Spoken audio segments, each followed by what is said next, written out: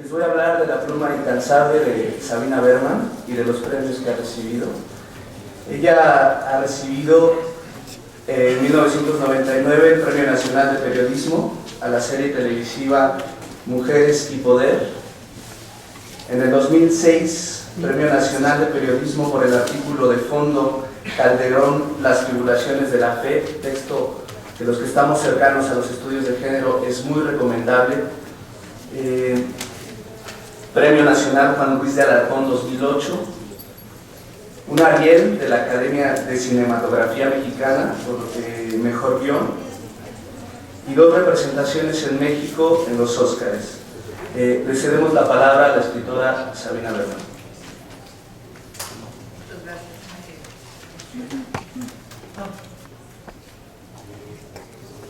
Muchas gracias.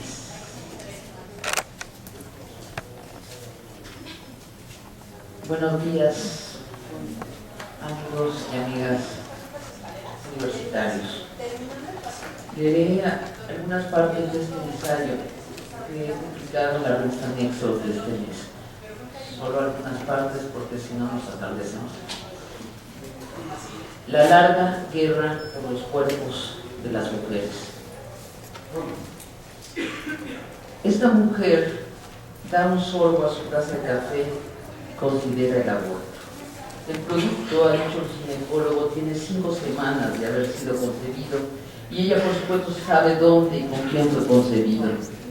Un pintor de manos grandes donde cada uno de sus senos desaparecía. Un tipo encantador al que no piensa decirle nada porque no quiere casarse con él. Y eso porque ahora no piensa en casarse con nadie. Una beca salga sus estudios en esta ciudad extranjera y no la sacrificará. Sabe, el ginecólogo se lo ha confirmado, que si aborta a tiempo y en las eficientes instalaciones de la universidad, no le quedará daño alguno. Así que abre su celular y llama a su hermana mayor, le pide que viaje desde México, que la acompañe en el tránsito. Da otro sorbo a su café. ¿Dónde está el drama? ¿Dónde está el dilema moral? En medio de sus ojos, atrás de su frente, en el espacio mental donde otra mujer en otro siglo hubiese escuchado la voz de su padre espiritual, o la voz del padre de la patria, o la voz de su mismo padre biológico, o el padre del producto, esta joven mujer únicamente escucha a su yo. Yo calibro mis circunstancias, yo calibro las consecuencias de mis actos, yo decido. Yo decido. El lema de los jóvenes del siglo XXI, es decir, de los jóvenes ya nacidos y educados en las democracias posmodernas occidentales, los regímenes que han entronizado al yo. Yo decido. La mujer entra al cubículo vestida en una bata blanca abierta por atrás y se acuesta en una mesa quirúrgica. La médica entra luego, las manos enguantadas en látex. Le pide que flexione las piernas, que separe las rodillas, introduce una manguera en su conducto vaginal, prende la bomba del aspirador que con un rugido largo y estridente le vacía en 3 minutos el útero. 10 años más tarde, la mujer llega al mismo café de la misma plaza arbolada un mediodía como aquel otro y pide un café para ella y 2 refrescos, uno para su hijo de 5 años, el otro para su hijo de 4. Y se vuelve a preguntar, ¿dónde está el drama? ¿Dónde está el maldito dilema moral? Esta otra mujer, joven también, da un sorbo a su café y considera el aborto. El embrión, según el médico, tiene 5 semanas. También ella sabe quién es el padre, su novio de 3 años. Pero ella se turba, se llena de voces ajenas, la de su padre espiritual, el Papa, la de su padre biológico, la de su novio. Donde la otra mujer piensa, yo decido, ella escucha las voces de ellos. Ni siquiera considera que puede asistir a un hospital de la Ciudad de México y abortar sin costo, a cargo del Estado, y sin que nadie se entere. Esa tarde, en una sesión familiar, donde también está presente el sacerdote de la familia y el novio, se elige el nombre del hijo o la hija. De pronto, lo que el médico llamó el embrión es ya un bebé, ya es su hijo, ya tiene abuelos y tatarabuelos y un honor familiar que defender, ya es ni más ni menos el heredero de una estirpe, la de los Garza González, whatever that means, y ya es el eje de toda su vida futura y la de su próximo esposo. Porque cuando los indicios del embarazo desaparezcan, el novio tendrá que casarse con ella tendrá que dejar la preparatoria para aprender las labores propias de su sexo, es decir, las de una esposa y madre, y aunque hayan ocurrido en desorden los factores, su suma dará por resultado una familia feliz. Podría haber sucedido así. Ojalá hubiera sucedido así, excepto que en esta historia verídica algo falla y no sucede así. Mientras el vientre de la joven mujer va creciendo, el novio se va distanciando, alegando trabajos en el extranjero, y un día, al 7º mes, ella recibe la carta donde le comunica que ha conocido a otra mujer. Al 9º mes, la mujer da luz y con el bebé en brazos regresa a la casa de su padre. Ahí permanece en la casa familiar, pero raramente atiende las reuniones sociales a las que atienden sus padres. En esas reuniones se siente esquinada, se da cuenta que en susurros se le juzga. Ella es la madre soltera de un hijo de 2 años. Es como si en su frente se hubiera escrito pecadora y también no casadera.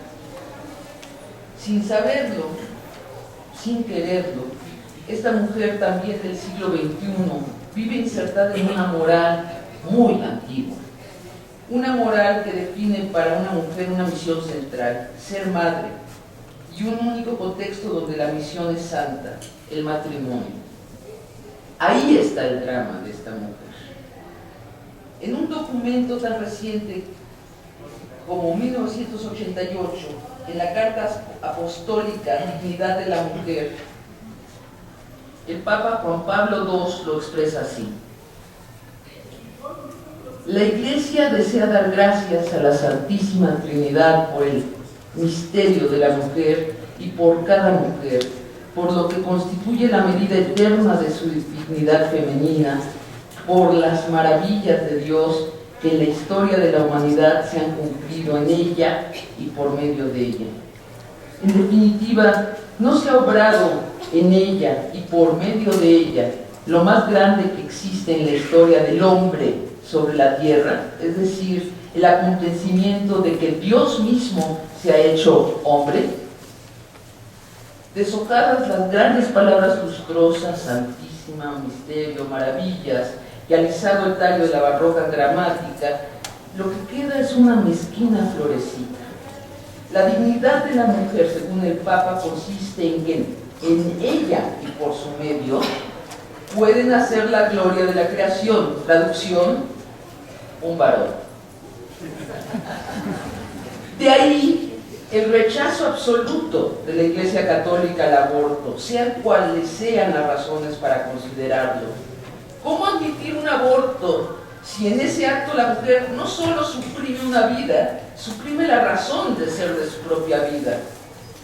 En el código moral de la Iglesia Católica, el feto tiene derecho absoluto a convertirse en ser humano y nacer, y ante esto la madre no tiene derecho alguno. Aun si ha sido violada, aun si padece los dolores de un embarazo mal colocado, aun si el feto viene deforme, aun si se teme que la madre ha de morir en el parto, la vida del feto siempre es preferible a la de la mujer. No es casual que la Iglesia Católica es hoy una de las pocas estructuras de poder en Occidente en la que no existe una sola mujer. ¿Cómo podría un ser menos valioso que un no nacido mandar sobre cosa ya nacida? En el siglo XXI hay médicas, hay toreras, hay pilotos mujeres de jumbos, hay ministras de la Suprema Corte de Justicia, pero quién sabe por cuál misterio de la Santa Eucaristía repleta de testosterona una misa no puede ser oficiada por una monja. Arzobispo primado de México Norberto Rivera: ¿cuándo veremos a una monja oficiar una misa? Respuesta: espero estar antes yo muerto. Réplica: así sea.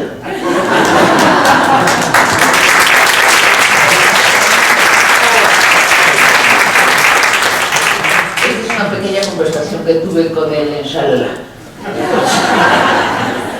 Ni tampoco es casual que los hombres consagrados, es decir, los sacerdotes, tengan vedada la intimidad carnal con ese ser de segundo grado, y que los seglares únicamente puedan tenerlo si es para procrear en ella y por medio de ella. O como diría un varón ortodoxo antes de echarse un polvo: Señor, no es por vicio ni por fornicio, sino para dar un hijo a tu servicio. No hay que confundirse. En este marco moral, el del catolicismo ortodoxo, igual que en el marco del judaísmo y el islamismo ortodoxos, en el marco de las religiones antiguas, una mujer pierde siempre, mucho o poco, pero siempre. Porque ya desde su nacimiento su valor es ínfimo, y el que obtenga en adelante ha de ser conferido por los otros, siempre varones: su padre, su esposo, su hijo. Benditos los embarazos planeados y que terminan bien con un bebé en brazos de la madre radiante. Y benditos los embarazos imprevistos que son eventualmente bienvenidos como una bendición. La mayoría de los humanos que caminan por las calles nacieron de madres que los desearon. Bueno, lo supongo, o lo quiero creer. Pero de lo que escribo es de los embarazos no deseados, y una vez descubiertos, de nuevo no deseados. Una mujer prosigue su embarazo no deseado como una fatalidad. Otra mujer interrumpe un embarazo no deseado sin dilema, asistida por el Estado, informada de que si todo se hace limpiamente podrá decidir también cuándo y con quién tener hijos. ¿Qué hay entre una y otra mujer? Lo que hay entre una y otra mujer es el siglo XX. Una ha sido construida, hecha, diría Simone de Beauvoir, como heredera del siglo XX, y la otra no. El siglo XX, o el del ascenso de la democracia y sus movimientos de liberación, la revolución sexual, el movimiento de la liberación gay, el movimiento de la deconstrucción de los géneros sexuales, el movimiento de los derechos humanos. E imbricadas con estos movimientos libertarios que definieron el siglo XX, empujándolos hacia adelante y también siendo empujadas por ellos las sucesivas olas del feminismo. El feminismo, la revolución más lenta y más larga y de consecuencias más notables y más mundiales que dio el siglo XX. El feminismo, la lucha de las mujeres por salir del código moral de las religiones antiguas y lograr la igualdad de derechos. El feminismo se inicia con el siglo XX, cuando las mujeres europeas se encadenan a las rejas de los congresos para recordarles a los hombres algo evidente: no puede existir una democracia en que la mitad de la población, ellas, no voten. En México es hasta 1955 cuando las mujeres logran el derecho a votar. En la segunda ola del feminismo, las mujeres salen de las casas para ingresar a los trabajos y a la educación superior. En México es hasta 1994 cuando las mujeres llegan a ser el 50% de los egresados de esta Universidad Nacional. Y la ola contemporánea del feminismo, la que estamos viviendo, la que todavía no se acaba y no logra todavía sus metas, en la que las mujeres presionan por ocupar espacios de dirección en la fuerza laboral y en la política, para compartir el poder con los hombres, claro está, pero acaso de mayor importancia para lograr que el Estado atienda las necesidades específicas de las ciudadanas del género femenino. El derecho a elegir el número y espaciamiento de sus hijos gracias a la anticoncepción, el derecho al divorcio, programas de salud para las enfermedades femeninas, leyes contra la discriminación y contra la violencia, guarderías y el derecho al aborto, el derecho más controversial entre los del género. Bueno, o al revés. Si uno atiende las razones del Papa Juan Pablo II, el siglo XX ha sido el más terrible de la historia. El siglo del materialismo, que produjo en su primera mitad 2 guerras mundiales y en su segunda, y debido a la despenalización del aborto, la masacre mundial de los bebés en los úteros de las mujeres. Juan Pablo II dice: el siglo impiadoso, el siglo del egoísmo, el siglo inmoral. 3 veces Juan Pablo II dice. Nómbrense las liberaciones del siglo XX y se tendrá aproximadamente la lista de las inmoralidades contra las que luchó Juan Pablo II. Carismático, incansable, recorrió el planeta tratando de persuadir a los ciudadanos de las democracias que se retractaran de sus nuevas libertades de elección. Llenó estadios de fieles en Europa Oriental y en Latinoamérica y en África, predicando contra los condones y las píldoras anticonceptivas, contra el divorcio y el amor carnal entre prójimos del mismo sexo, y una y otra vez, y cada vez con metáforas más dramáticas e histéricas, contra la interrupción de los embarazos, lo cito, que han convertido al que debe ser un santuario de vida en un sepulcro de muerte. Nada es irremediable hasta que sucede. Otra pudo ser la postura del Vaticano en el siglo de las democracias. Otra pudo haber sido, por ejemplo, su reacción al feminismo. Pudo haberlo dejado entrar a sus senos raciones discretas. ¿Por qué no? Igual en el siglo XVI, la Iglesia negó que los indios de América tuvieran alma. Y a finales del siglo XX, un indio americano fue candidato al papado, Monseñor Norberto Rivera, que al contrario de obcecarse contra el aborto, el Vaticano pudo reconsiderarlo. Después de todo, en la Biblia se menciona al aborto una sola vez en el libro del Éxodo, igual que una sola vez también en el libro del Éxodo se menciona la prohibición absoluta de comer carne de puerco. Y los obispos, creo, comen chuletas de puerco sin temer a los asadores del infierno. ¿Será que la misoginia clerical es irreformable? ¿O será, más probablemente, que la Iglesia cambia a ritmo de tortuga?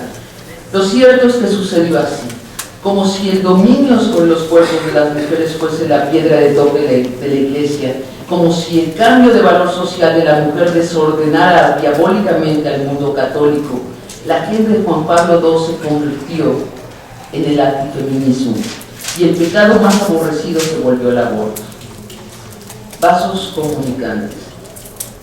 A mayor rechazo de la Iglesia Católica de las nuevas libertades del siglo XX, mayor la deserción de sus fieles.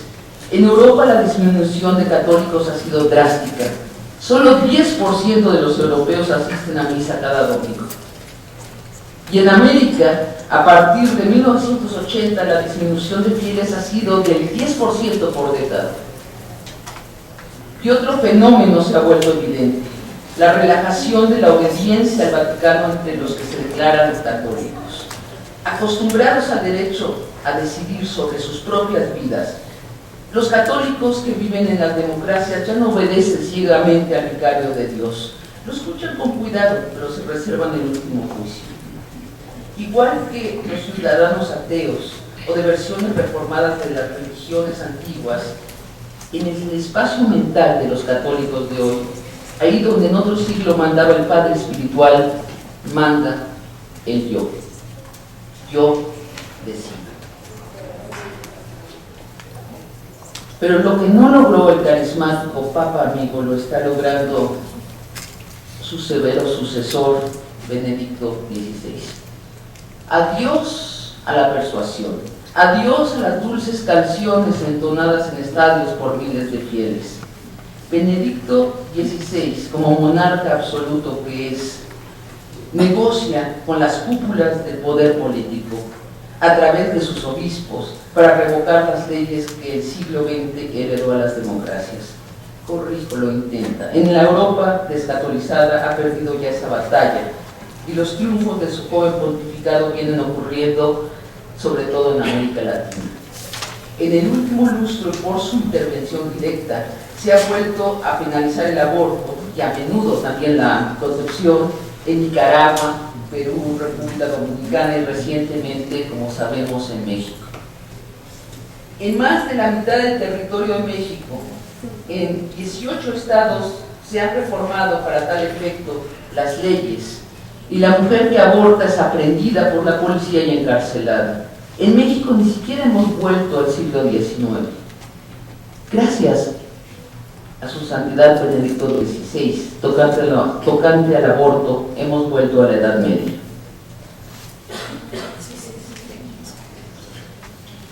En un embarazo coexisten dos vidas, la de la madre y la otra vida que vive en su vientre, una vida distinta, con otro material genético, un algo vivo y distinto que multiplica sus células. En un embarazo deseado no hay nada que discutir. Madre y embrión avanzan con la misma voluntad hacia el alumbramiento. Es cuando una madre desea interrumpir el embarazo que el desarrollo natural del embrión se desgaja de la voluntad de la madre. El embrión no deja de crecer y formarse y la madre quiere interrumpir el proceso. Es ella, dueña de esa otra vida. Lo ya escrito. Para la Iglesia Católica la respuesta no admite matices. No, la madre no es dueña de esa vida. La madre no es dueña de nada. Al contrario, esa vida naciente es dueña de la madre. Para el judaísmo y el islam ortodoxos existe una sola distinción. Si la vida de la mujer corre peligro, el embarazo debe interrumpirse. Las democracias del siglo XX necesitaron desglosar el problema para promediar la antigua prohibición absoluta de las religiones con la garantía de libertad individual para sus ciudadanas. La pregunta entonces se volvió: ¿cuándo es el no nato ya otro ser humano? La neurología dio la respuesta más pertinente: cuando tiene las conexiones sinápticas que le permiten ser consciente de su propio sentir, es decir, después de los 3 meses de vida intrauterina.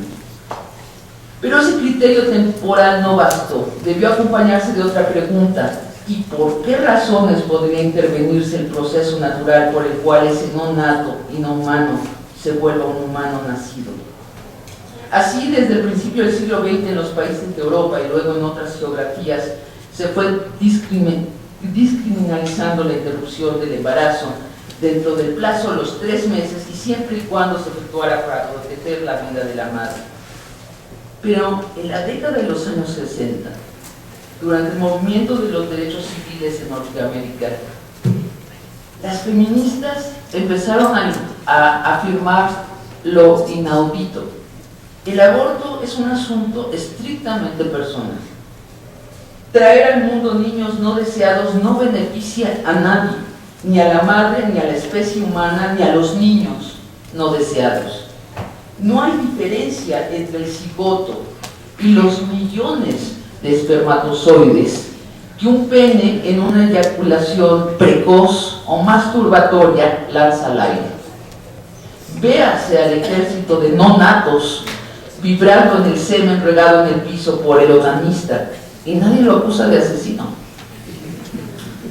Mi cuerpo, mi decisión fue el lema que capturó la disposición radical de este feminismo, y ante su renovada presión fueron aumentándose en Occidente las causas válidas para el aborto. Hoy en día, en todas las democracias de la Europa continental y en Canadá se permite el aborto, sea cuales sean las causas, y se ocurre dentro de un plazo de tiempo, 12 semanas, o 16 semanas, o 24 semanas según el país. En contraste, en otras democracias la ley todavía distingue entre las razones válidas para el aborto y no válidas. Y en unos y otros países, el debate en torno al aborto ha llevado a la conciencia de la necesidad de evitar la encrucijada que los embarazos no deseados conllevan, por medio de la educación sexual temprana y de la anticoncepción. Para el año 2007, los países que continuaban prohibiendo el aborto de modo total eran únicamente 10. En el caso atípico de México, luego de un intenso debate público, no se logró un consenso nacional, sino consensos regionales. Este es el mapa de esos consensos reflejados en las leyes que para el año 2007 regían. El aborto no era penado si el embarazo era fruto de una violación en todos los estados de la República. Si era imprudencial o culposo, en 30 estados. Ante el peligro de muerte de la mujer, en 29 estados. Por grave daño a la salud de la embarazada, en 14 estados. Por otras circunstancias como la inseminación artificial no consentida, en 11. Y por incapacidad económica de la madre, cuando además fuese madre de al menos otros 3 hijos, en un estado, Yucatán. El año 2004, Benedicto XVI lanzó oficialmente en Brasil la cruzada para recatolizar la América Latina.